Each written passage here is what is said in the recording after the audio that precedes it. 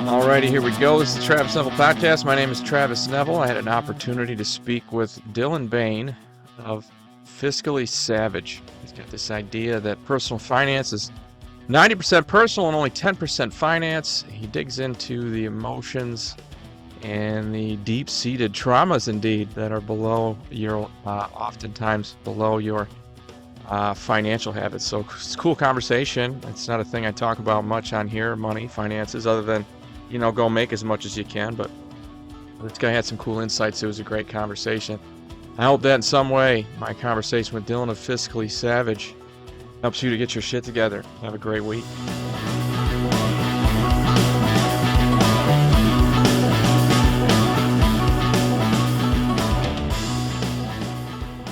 Oh, had you for a second. There you are. Good afternoon. How are you, Dylan? I am well, sir. How are yourself? Doing all right, man. I was just kind of dicking around on social media today, and you've talked to a lot of people. I mean, you speak to a lot of people, like the Ankia or something like that. What's her name? Anya Shakemeister? Yeah. What's her deal? I reached out to her. I like what you guys talked about. Oh, she's amazing, dude. 10 out of 10 would recommend. So her whole thing is she's got the Venus and Mars podcast. I was actually texting with her this morning. Her and I talk almost every day at this point. That's good. Her whole thing is the idea of trying to heal the gulf between men and women. Yeah, that's what we're all doing, hey? I mean, you're not doing that. I noticed that you had Father of the Tribe, Mr. Matt Halson. Yeah, he was awesome. He's been on her podcast. Yeah, so is Mike. All three of you guys.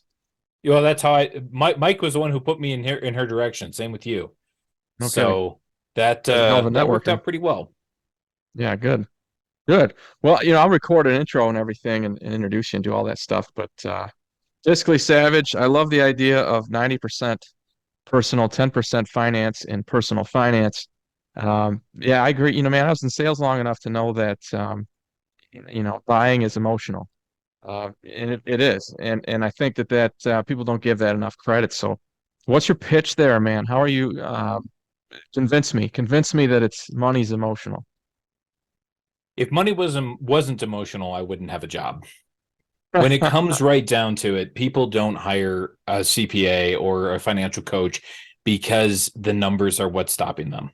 There's enough free tools out there. What it really comes down to is, why do we want what we want? What is the thing that we have that's right in front of us that is stopping us from living the life that we want to live, having the bank account we want to have? What's stopping us from pursuing the career? It's all emotions. It's all stories that somebody else has given us. And that our entire society is set up to not only create those stories, but then propagate them. And that's going to fit into what you're going to spend, how you're going to invest, whether or not you're really into crypto or you're into gold. If you're really, no matter what you're doing, every decision you make is emotional. And even just, putting a finer point on it. If you look at evolutionary psychology, what evolved first? Our emotions or our logic? Yeah, and the answer is very clear. It was our emotions. Yeah. Emotions, instincts, that midbrain. Yeah, for sure. And what that means is that the emotions actually got a hold of the driver's wheel before our logic did. So our emotional brains are driving the car while our logic brains are sitting in the passenger seat trying to reason with the madman, going, please, let's make different decisions. Yeah, I read a book called The Happiness Hypothesis, and on the cover it's got an elephant with a person riding on top, and the guy connected it this way. It reminds me of what you just said, that the elephant is your emotions, and the person on top is like a lawyer for the elephant. It's going to go. You need to kind of control it for the most part, but if that elephant wants to go off on its own, you're not going to stop it. And then when the damage is done, then the rider gets off and says, well, I meant to do that. Totally. That's how it's supposed to be. 100%. I mean, and that's really what it comes down to. Our logic brain spends a ton of time trying to backwards reason into why this was the best thing. Rationalize. Totally. So how do you apply that to finances, man? I'm sure, I would hope, and I don't want you to give away the secret sauce unless you want to. There's got to be some tips, keys, ways, methods, coping mechanisms that you recommend to keep those emotions from spending all your money. Well, it comes down, in my mind, that there's a process, and that process is going to start with, what do you want? Like, what's your vision for whatever your life is? I mean, I can give you all the tools. I can give you all the building materials. But if you don't have a blueprint for what you're building, Yeah. you're not going to do anything.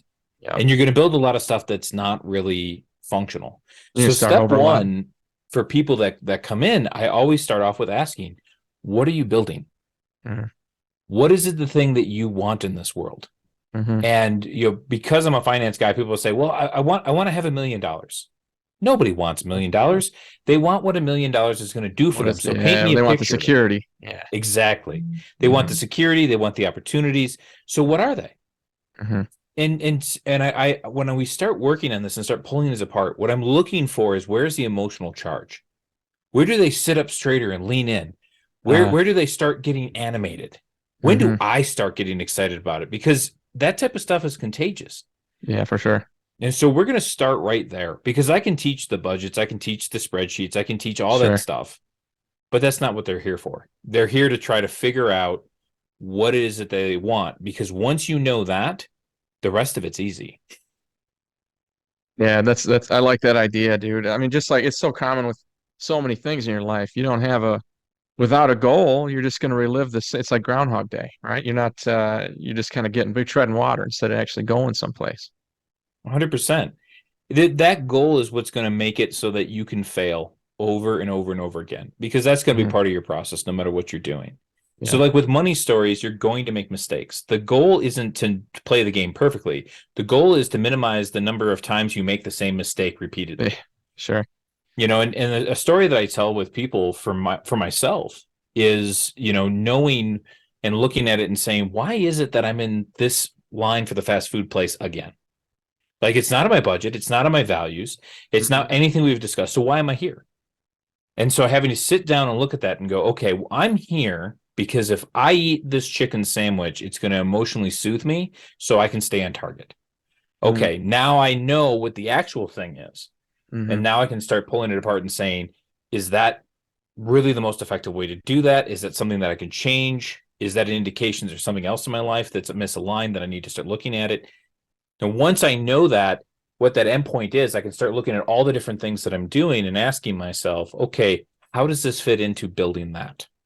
Yeah, that's good. So you're dealing with the whole person. This has got to be a pretty time consuming thing. I mean, I can't imagine a 30-minute consultation with you is going to get it done.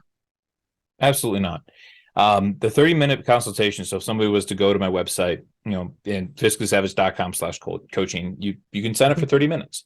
Hmm. In 30 minutes, I can figure out what your pain point is. Full stop. Yeah, that's as By far the as we're time we're getting. done with 30 minutes, and one of the things I say in a 30-minute consultation is I start off with, and I say, okay, in 30 minutes, if this is successful, where do we end up? So I know where we want to go. Mm-hmm. And in 30 minutes, I can figure out your pain point, and I can learn a lot in 30 minutes. What I can't do is help you learn a lot in 30 minutes. Hmm. That's going to take a process. So that's when people come into the coaching practice and they start saying, okay, we're going to sit down, we're going to create a plan, probably every other week. We're going to meet for an hour, and we're going to go through all of these points. Hmm. We're going to see how you behave. We're going to give you some homework. We're going to start building up some of your self-worth.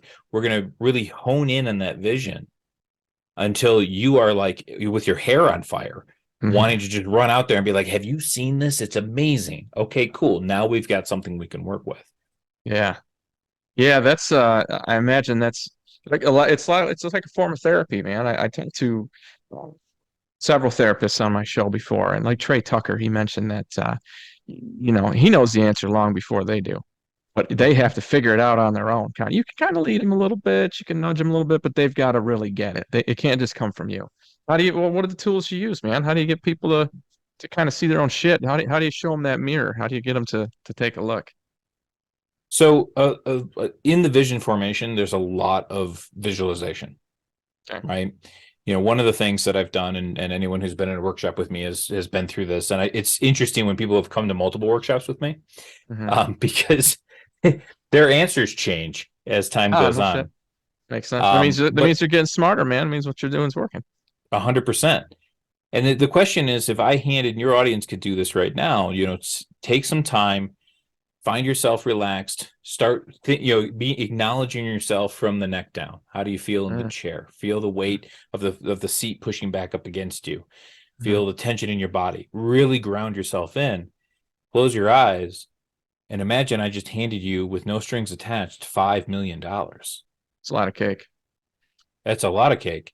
It's more Yeah. cake than most people have ever seen or even contemplated. But Yeah, I in their whole want you to lives. visualize that. And now we start asking, okay, where in your body did that show up? Mm. Is it in your back? Do you suddenly feel tense? How's your heart doing? Is it palpitating? Are you sick to your stomach? Do your feet itch? All those things, all of that is going to be informative. And so when we're looking at this, it is looking at the whole person, because now we want to know, how did that $5 million show up?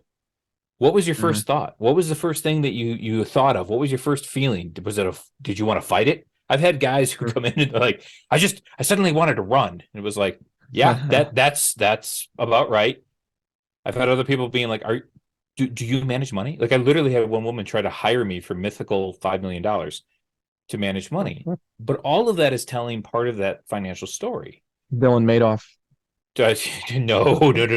I would be much better than that, because I'm not going to I run hope so. fraud. Yeah. Yeah. But So what's it mean? The guy who wants to run, what's that mean? so a guy who wants to run is typically, they're afraid of it. They're either afraid of the potential, right? Because if they lose, let's just break it down. I'll use myself as an example, because I was this guy. Okay. In 2015, I've been teaching. I was a math teacher. I had been teaching for 8 years. My principal calls me in and tells me I need to commit fraud. And when I told her no, well, then she reminded me contracts hadn't come out for next year yet, and I have Right. kids and I have a family. Yeah. Okay. For the next several years, and for the several years before that, my financial story was, I was an amazing hero, because at the end of every month, I kept the wolf from the door. Yeah. Yeah.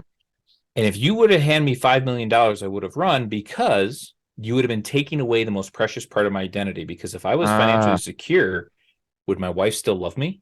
Mm-hmm. If I Yeah. was financially secure, I was no longer the hero. I get And it now. Yeah, that makes sense. now all the bullshit I've been spewing about Mm-hmm. all the things I would do, if only for the not having to work multiple jobs, if only I had a little extra, now I actually have to do it. Mm-hmm. That's more terrifying than continuing to be in poverty. Yeah, it totally makes sense. I can remember that when I left teaching, it wasn't a financial thing, but I can remember thinking, well, who am I? Because as you and I talked about on the phone, teaching isn't just what you do; it's who you are. I mean, it becomes who you are. So then I would introduce myself 3, 4 years, 5 years out of the classroom, and I'm still going, oh, I used to be a teacher. You know what I mean? Shit, Dylan, it's been 11 years now, and I still will tell people that. I met somebody at this test I had to take this morning, and I was like, oh, I used to be a high school teacher. Like, oh, no kidding, because it always starts a good conversation. So I get it, dude. When your identity gets rattled a little bit, I can scare the shit out of you. Totally. Let me just turn that same example a little different way. Yeah, go ahead. What if that person's been raised to believe that they're bad with money, Mm, and really they're just addicted to scarcity? uh, they don't know how to Now the function idea in that I'm going revenue. to hand them this amount of money is now terrifying to them, because they're afraid they're going to screw it up, and then the whole world's going to see just how bad they are.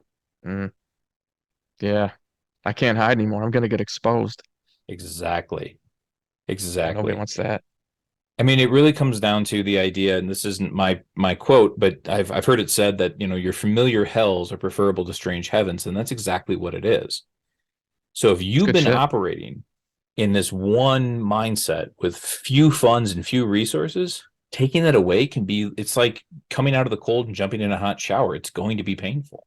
Hmm. A big part of my job is helping these people go from, I don't know what to do, to, I am so excited about what I'm doing. And there's a process, and this is part of it. Yeah, yeah, that's good.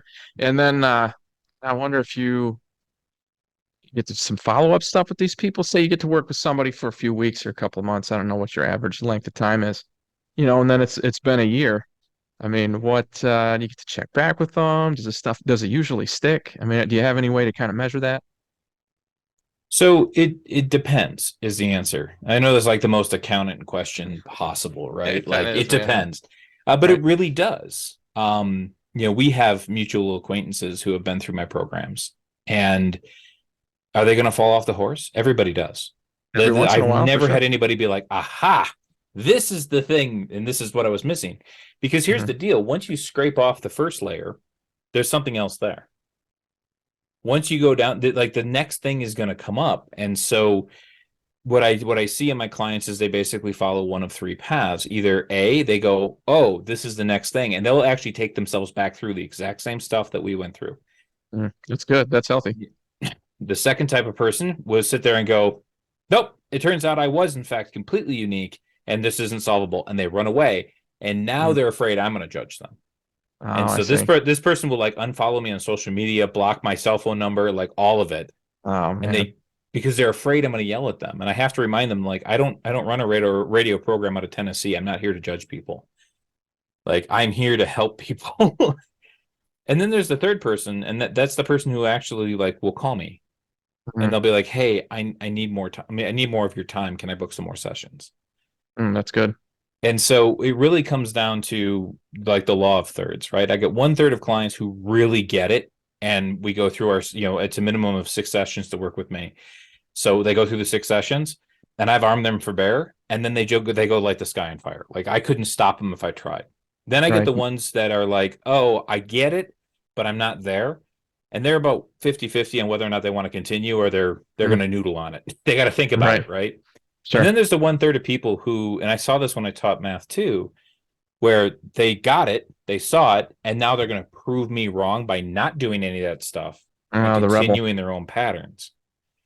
And these are the people who I'll see later, and they'll be like, you know what? I fell off the horse, and I didn't get back on it. I'm like, good work, man. There's some drama there.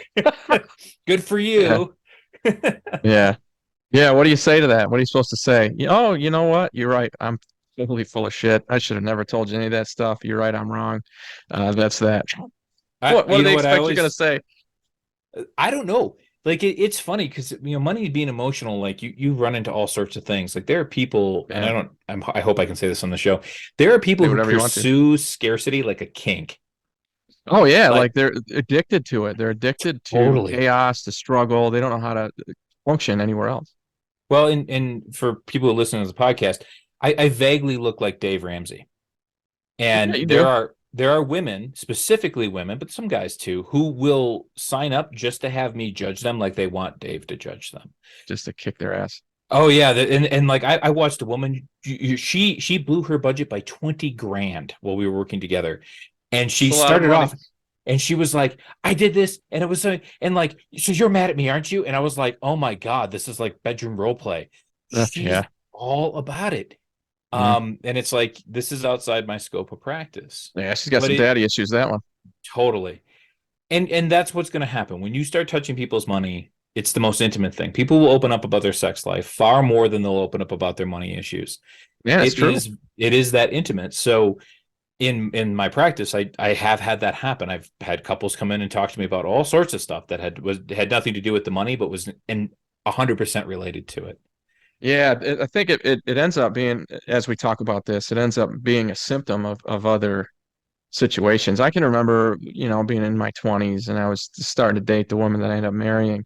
And she said she got some advice from my best friend at the time who told her, you can talk to him about anything you want to except for money. You can't talk to him about money. He's talking about me. I thought that's bullshit, And then I looked into it and I started finding out, and that's why I'm so interested in what you have to say.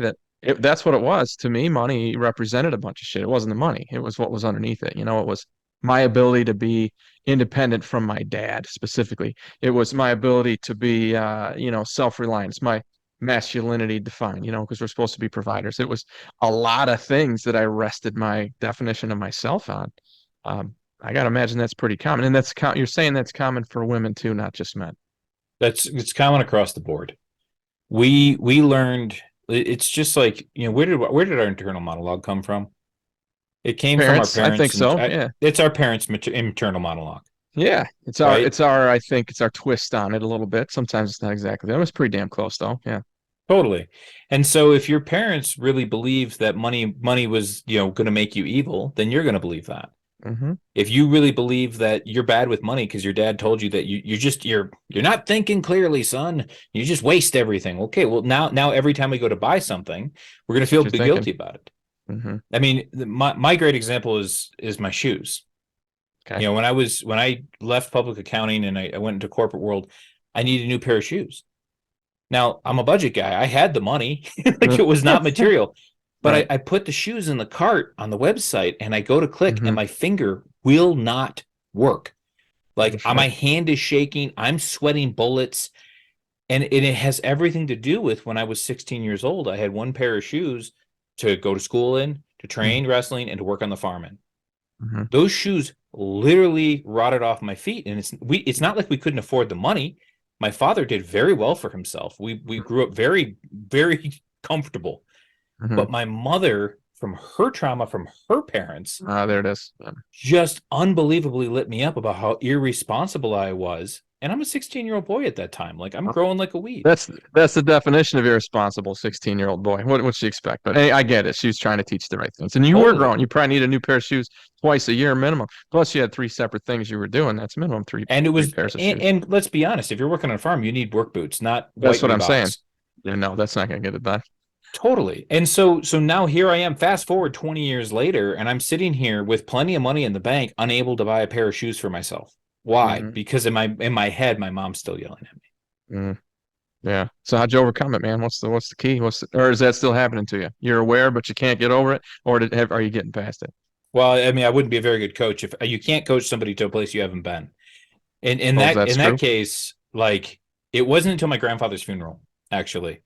So I had that incident. I actually deleted the cart and I walked away and like I went to my men's group and I was like, I can't buy shoes and I don't know why. But my grandfather passed not very long after that. Sorry to hear that. And he was a great man. He taught me a lot about love and life. And at his funeral, all of his kids went out to the bar Mm. afterwards Mm-hmm. because I'm from Wisconsin, so that's of course what we do. What you do? Yeah. It's too I'm in cold to be Michigan. You sober. know that. Yeah. Keep going. And as I'm sitting there, they're all telling their own shows. It came up. Every one of them had a shoe story of their own. And I realized like, oh, this is a generational trauma thing. And Mm. when I went back, I was living in Arizona. I got in the plane. I thought about it the whole flight home. And when I saw my kids, it was like, no, this is going to end with me. Mm. And so it was very Good. much of like, I go into the bathroom, I splash cold water in my face. I look myself in the mirror. I say to myself, hey, I love you. You got this. It's okay. And then I went and bought the shoes. Then I Mm-hmm. felt guilty for like a week, but I still have the shoes. They're actually sitting right behind me. Good, man. That's a cool And I've metaphor. never had the problem since. Mm-hmm. But I had to confront that it wasn't personal for my mom. It was a generational thing. I Mm-hmm. had to confront that I'm okay. I had to be there for myself the way I wish my mother had been there for me. That's such a common thing too. I think that I've said this several times that the first great adult gift that your parents give you is the opportunity to understand that whatever they did that in your mind fucked you up, or maybe in everybody's mind it fucked you up. You get to finally understand that they were trying to do the best they could. Maybe they were compensating for something that happened to them, but whatever it is, no parent ever tried to fuck up their kid. So you as an adult you get to learn two great lessons. Number one, all right, I get to get over an adult thing here, dealing with whatever that issue is. For you, it was the shoes and all the different psychology that's behind it. And number two, you get to finally put your parents in the same category that you now get to put yourself into, and that's an adult who makes mistakes. And that's cool that you had that opportunity to go through that. My guess is you have a pretty good relationship with your mom. It's touch or go. I mean, at the end of the day, my parents were good people who love me very much. That's all you You need to know, know. nobody's going to get through this unscathed. Mm-mm. And it's not. It's just, I Yeah. mean, and when you look at another person's life with empathy and compassion, which you need to start with yourself, right? Mm-hmm. When you start expanding that out to other people and you see, oh, she had this going on, she had this going on, she had this going on. And it's okay to understand that, yes, she did absolutely the best she could with what she had at the time, and I needed better. Like those two things are not mutually exclusive. They can Mm-hmm. exist at the same time. They can. And that relationship, and I have kids, and understanding that like, oh, despite everything I'm doing, I'm going to screw this up. There will be moments where I'm going to make a mistake, and there's going to be moments where I could have been better for them. For sure. And what I hope to be is more accessible for them in the future, because my parents are from an older generation where like you just don't talk about that type of thing. I get it, man. My parents are the same way. They didn't talk about sex at all. They made it really awkward and uncomfortable. In fact, when something would come up on TV or movie or that, you're right. It's just a different generation. There's all kinds of shit they didn't talk about. 100%. And that doesn't make them wrong. It just makes them dated. That's it. Yeah, I agree. Yeah, and I think that I would tell you that we are an adjustment. We are an adaptation of that. We saw that vacuum, and we're like, well, I don't want to be like that. I'm gonna talk about other stuff. Like I think Totally. about on one side of my family, there have been massive pieces of drama that everybody knew about, but nobody talked about. And then I'd hear about it, when I'm 20 and the shit happened 40 years ago.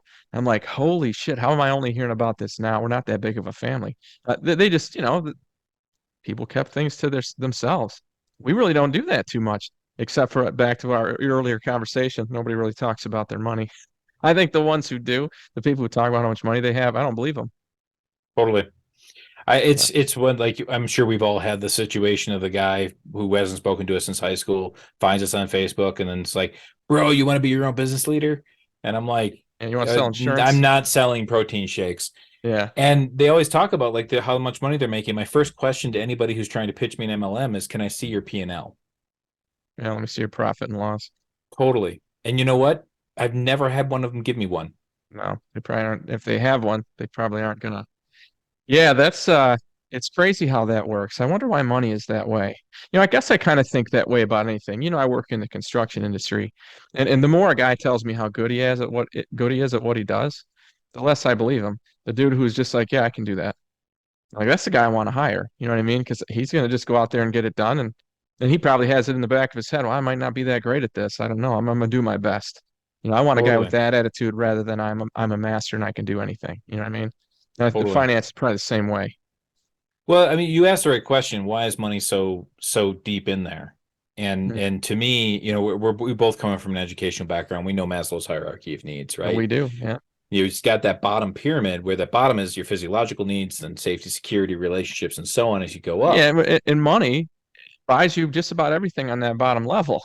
I mean, 100%. it's pretty damn important. It's the dirt we put the pyramid on. Yeah, exactly. And so without that foundation, I mean, you've got nothing. If you took people's money away, that bottom tier is gone, and therefore everything comes crashing down. Yeah, I mean, and let's be honest, once you have the money, like you can get the sex, you can get the relationships, you can get, like, people will put up with a lot for the right paycheck. that is true. Everybody's got a price. I hear it a And lot. so when it comes right down to it, like, the money is, in my mind, in our modern society, the money is the foundation for everything else. Mm. And so, it certainly was for me. I think it's been for every one of my clients. I've never seen an example where people are like, I can do without any money. And the only time I've seen that is when there's another person with money who's backstopping Who's them. taking care of them? Yeah, I Totally. had that luck, man. I was with a woman who made a decent amount of money when I started my first business. And so it took away a ton of the risk. I was still scared to death to do it because I left a really good job to start my recruiting business, but man, I was still scared. I mean, but knowing that she had everything covered if I didn't, it just made it a lot easier. I wonder if I would have done that, especially if I'd had kids and it was on me to provide for them. I'd have never taken that risk. And I know that, that's just how it goes. I've tried to change because money for me has kind of gone up and down. When you're a teacher, you don't make that much. And, I've had some businesses that did well and I've had low times. And, I've watched what consistently makes me happy is just having something that I like to work on. I having some kind of purpose, man. If I've got a goal, or a thing that I'm hammering at, that's when I feel the best, regardless of how much money's in my account. Now that's me being, almost 50 and like really kind of paying attention and going through a lot of bullshit to get there. But I mean, is there a universal kind of attitude or angle that you want to sell these people on? Sell's the wrong word. That sounded cheap. What I meant was that you want to let them know, hey, this is possible, this exists, this is a way that you can think, and it will alleviate a lot of your emotional connections to your money. Is there that kind of goal, place, an emotional place that you can kind of point them towards? The core foundation that I would say is always it starts and ends with you, right? Your money story starts and ends with you. Your Mm, emotional stability starts and ends with you. And so when we look at it, a lot of people get into trouble money wise. I've certainly been here because they're trying to take care of somebody or something else. And you have to start asking yourself, what does this money mean for me? It's not about what you do with the money, it's what the money does for you. yeah. And it has to be you, not what it does for my family, not what it does for this potential service thing I want to do. What does it do for me Hmm. specifically? And go back to that $5 million example. Sure. Run it two ways.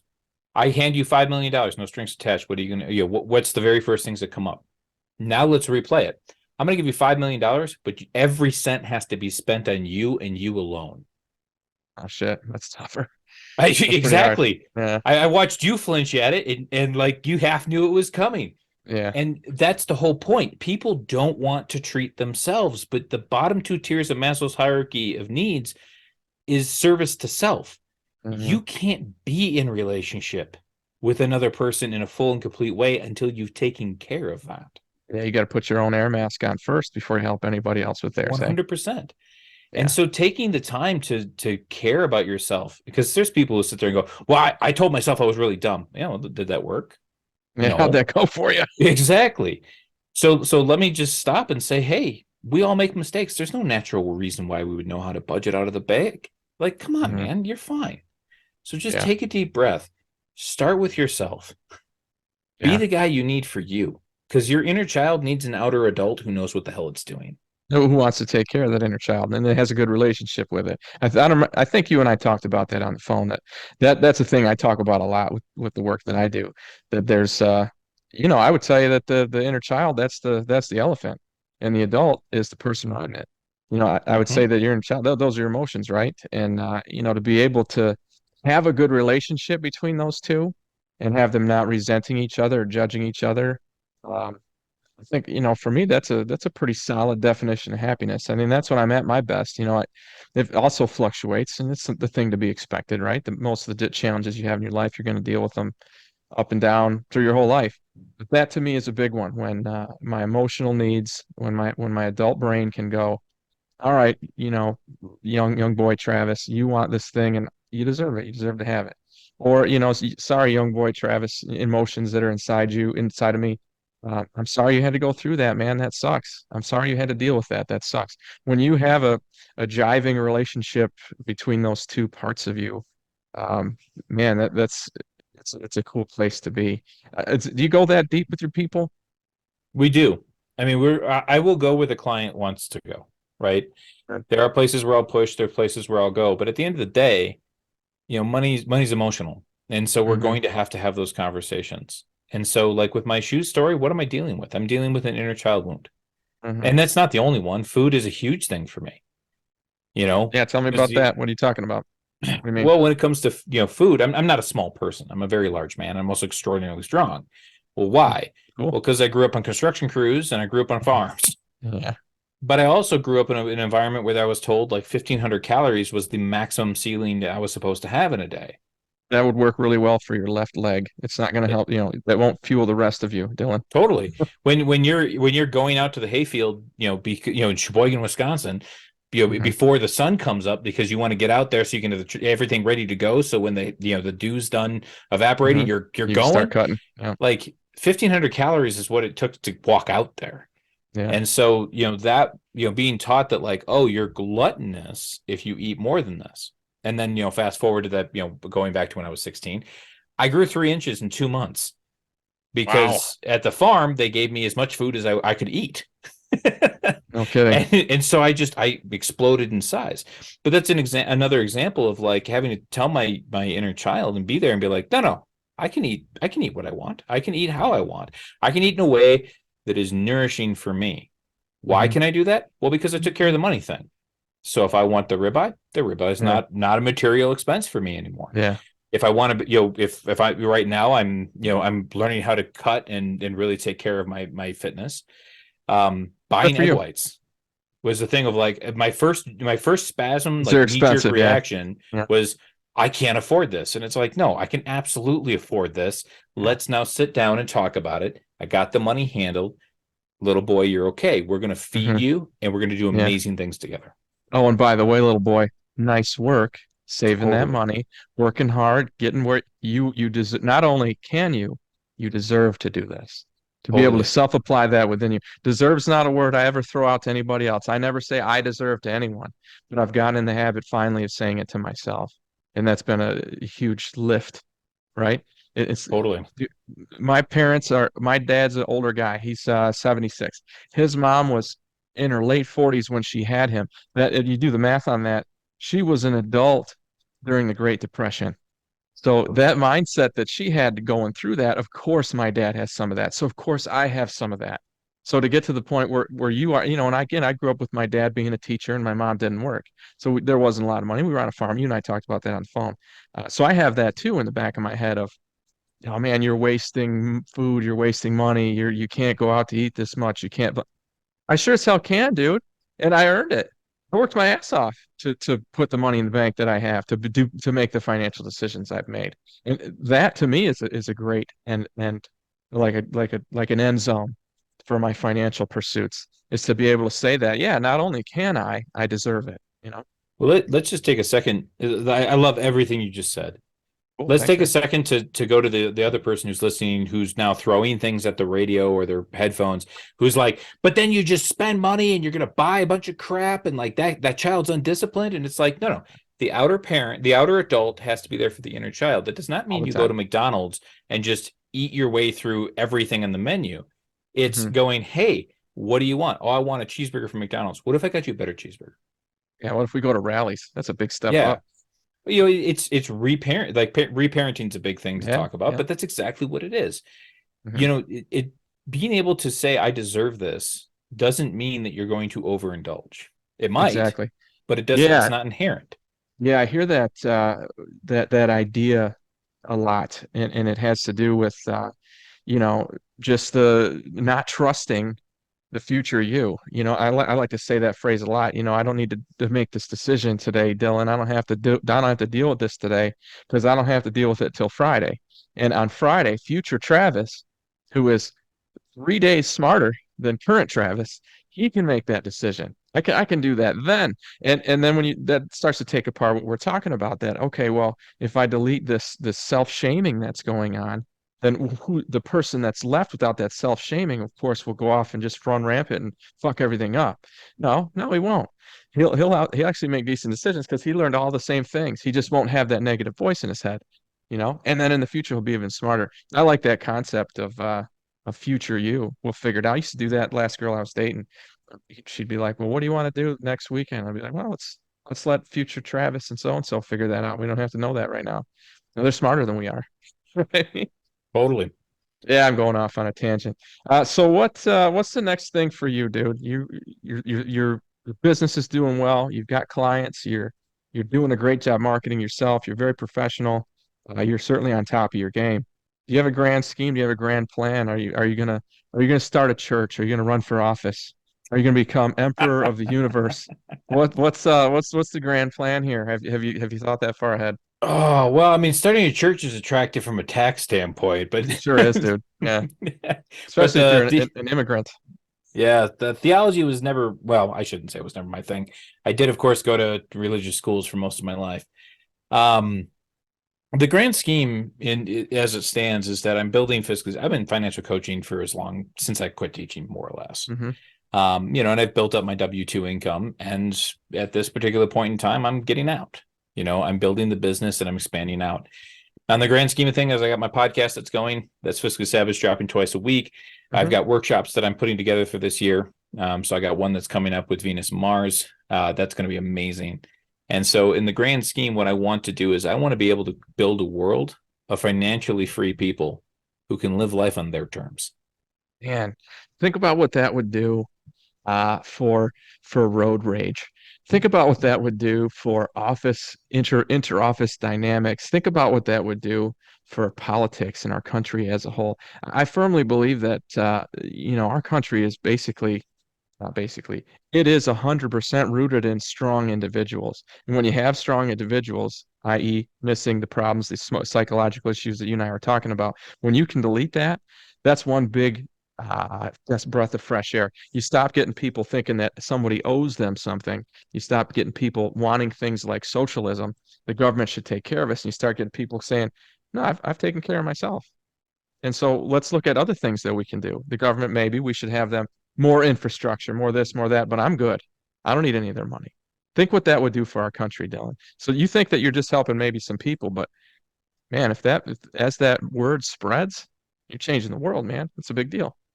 Well, and you and I talked about this on the phone. I didn't serve in the military, I mean, neither. and I became a teacher instead. Me too. And I looked at it at the time, and I thought to myself, the soldier guarantees today, and the teacher guarantees tomorrow. Ooh, that's good, man. And through a variety of traumatic experiences, I learned that that wasn't necessarily true. Just, the education part, I miss my students every day. I Yeah, I miss do too, teaching man. every day. I It's do the too. everything else I couldn't handle.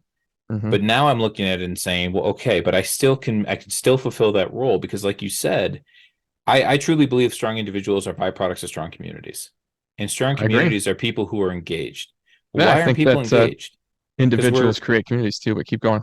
I mean, there, it's not one or the other, it's Yeah, both. it's a snowball.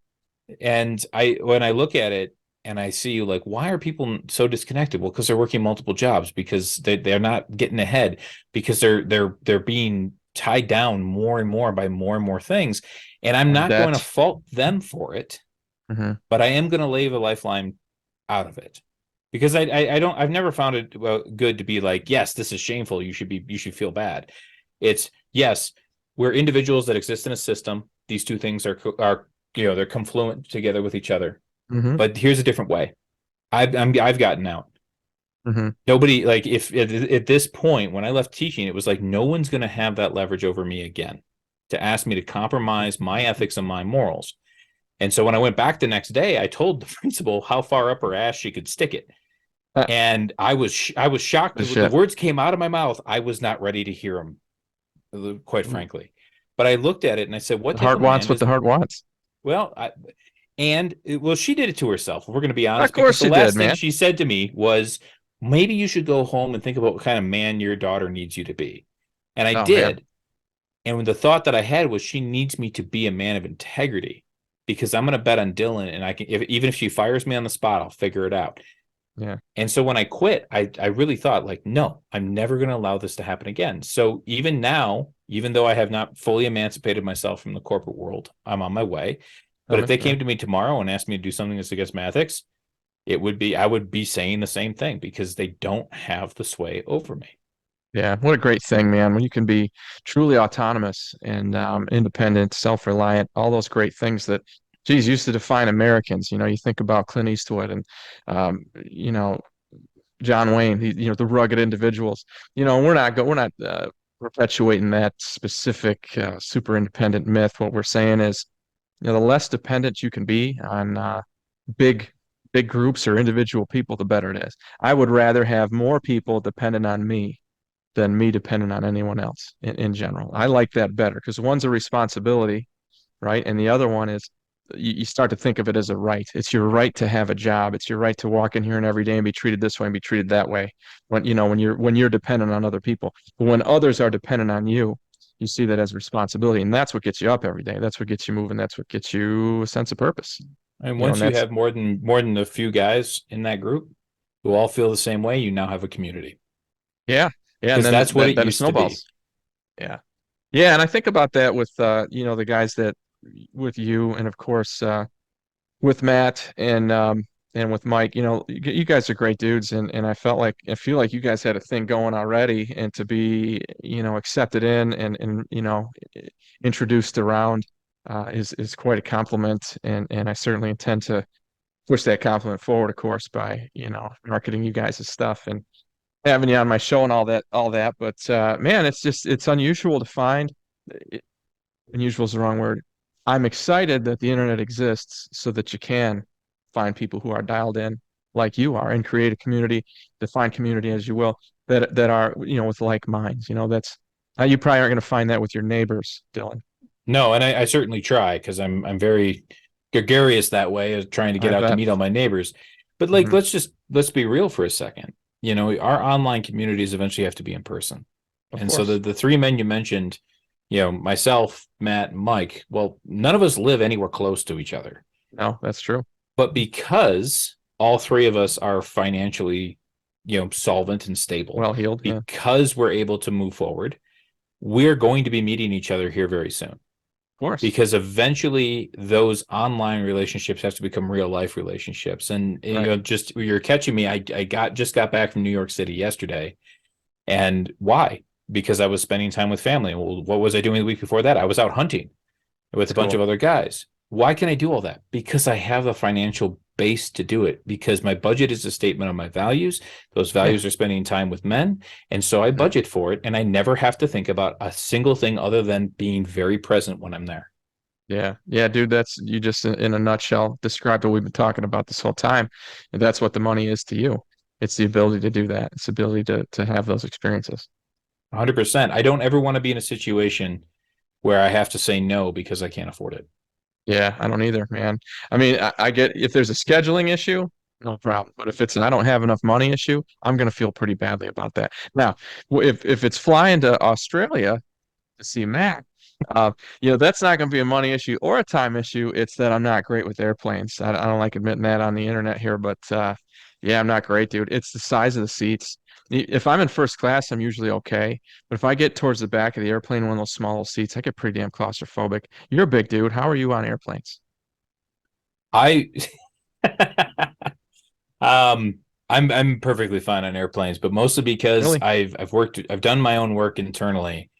It's comical. I always sit on the aisle and my shoulders Hmm. are wider than the seat. Hmm. And my wife, though, she'll tell me all the time, she's like, I want your superpower because I'll go in, I'll sit in the seat, and as soon as I say the door is closed, I'm out. I fall No asleep. kidding. Oh, I need that. And I'll wake up when we land at our destination every time. I've thought a lot about it. It's because I control nothing. Hmm. Because I've made Hmm. all the decisions I can make. I've controlled every variable I possibly can. I And am now now you're in this riding out that space decision. Yeah. where I am it's I hate the phrase it's in God's hands, but it is, right? Like it's Sure. somebody else has to make all the decisions from this point forward, and nothing I do will be material to it. And Hmm. so I conk out. I find myself I hate the seats. I'm always cramped, but I Yeah. sleep the whole time. My work here is done. I can Totally. Now, as soon cash as we in. land, I have now choices again, so I'm immediately Hmm. awake. Hmm. But I've spent a lot of my life. I used to live in Taiwan. I flew back and forth across the Pacific a lot.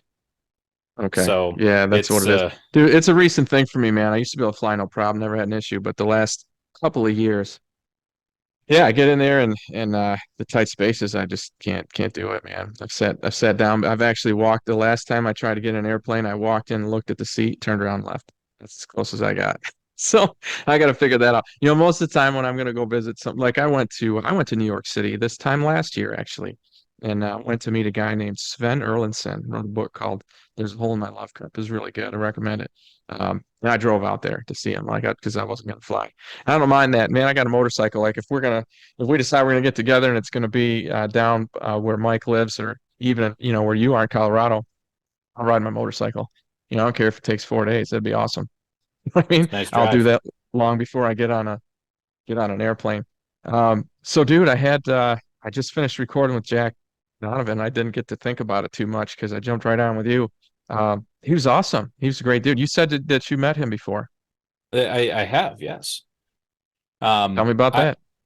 so I so again with the I have my finances together, therefore I can say yes to things. Hmm. I joined a men's group.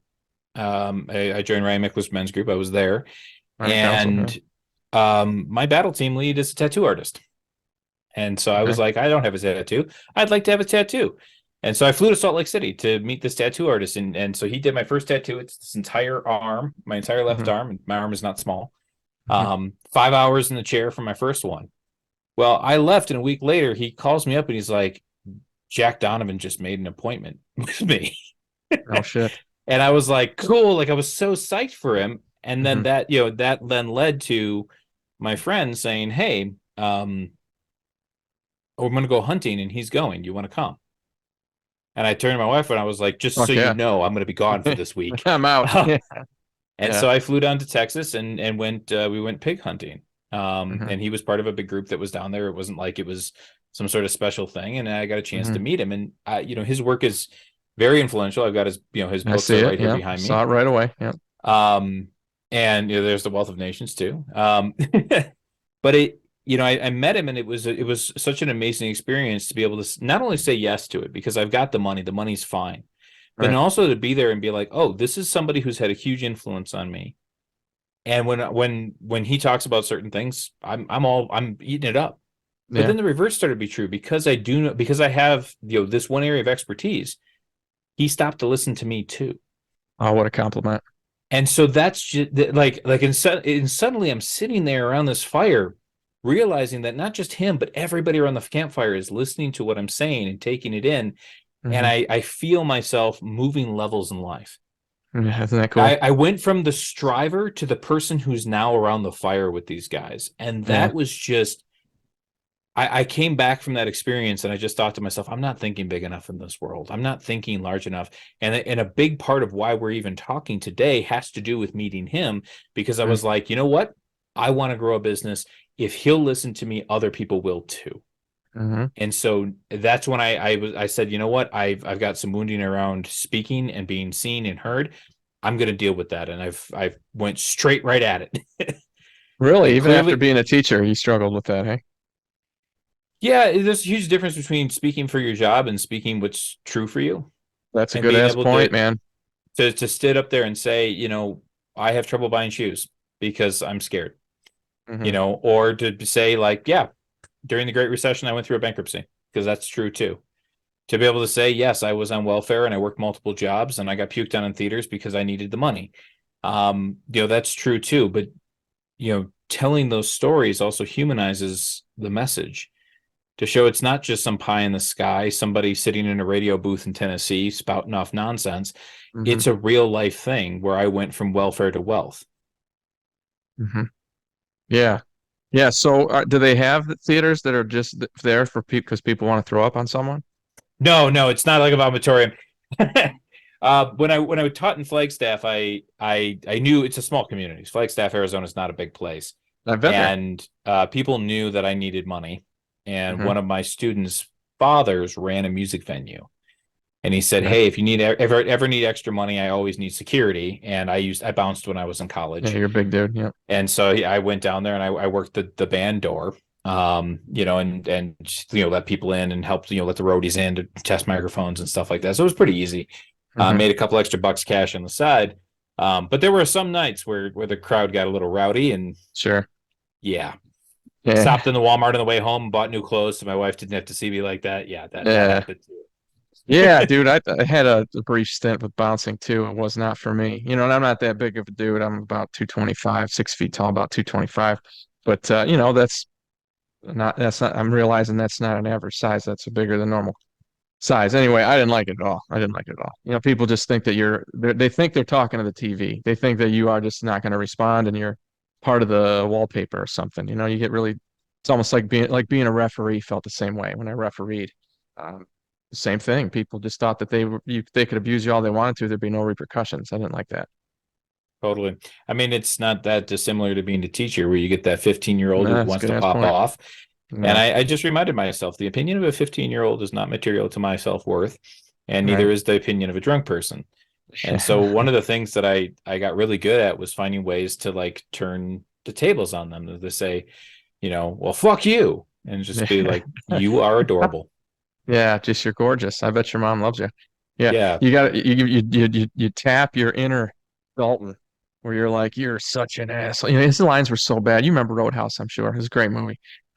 His lines were so terrible. I would love to rewrite that movie and just make him wittier. Give him some Bruce Willis-esque lines. They were totally. so bad. Like you're too stupid to have a good time. He tells the one guy, I'm like, that's all you got. Like insult him for his stupid mustache or something. Come on, man, you can do better than that. Yeah, totally. I mean, and I got good at it. Just because it was a great way to disarm people. Yeah, I bet. Yeah, and you're a big guy, but the way that you comport yourself is not you're not a scary asshole type of guy. You're obviously very easy. You're gregarious, like you said, outgoing, easy to approach, and that would make you the right temperament for the trade, as Dalton would say. Totally. I Uh, mean, it's there's been a lot of experiences in my life, and it's one of the things of I don't need to go direct. It's kind of like you were saying with hiring people. I don't need to go the hard route because everybody knows I can. that But if helps. I start off by just being like, "Hey, you're adorable," or "Hey, did you eat today?" Because I know I get grumpy when I don't eat. Like now Angry. they have to calculate for what they can't see, and that's far more terrifying. Yeah, now it's their imagination that's doing the scaring. Yeah, Totally. so having a label on it. Well, hey, Dylan, man, I burned up an hour of your time. I appreciate you very much. I'm going to text you and get your address so I can send you a little swag package. What size T-shirt are you before I forget? Yeah, you can send me a double XL. Okay, I'll probably be sending you a hat in that case. I don't know if I have any Perfect. 2X's. I'll have to call my guy.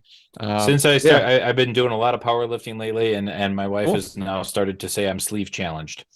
Ah, good for you, man. That's a good thing. If anybody were going to notice your physical development, your wife would be the right person, right? That's the person you'd want to notice the most. She's the only one I really care about. Oh, that's good, man. Well, again, thanks, Dylan. I appreciate your time. I'm excited to know you. I'm glad that we're connected. And we'll talk further. Sounds good. Thank you so much.